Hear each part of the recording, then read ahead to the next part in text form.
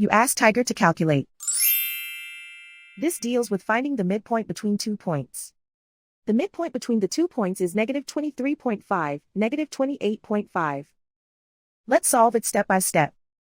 Plot the 2 points and calculate the midpoint using the formula. The coordinates of point 1 are, x1 equals -2, y1 equals 1. The coordinates of point 2 are, x2 equals -45, y2 equals -58. PM represents the midpoint of the 2 points.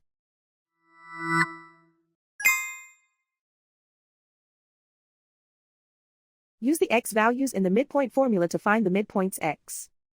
x1 equals -2. x2 equals -45.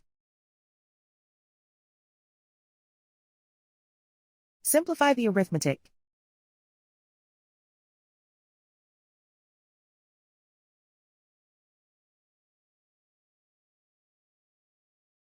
Use the y values in the midpoint formula to find the midpoints y.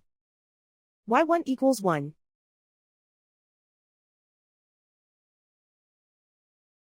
y2 equals -58. Simplify the arithmetic.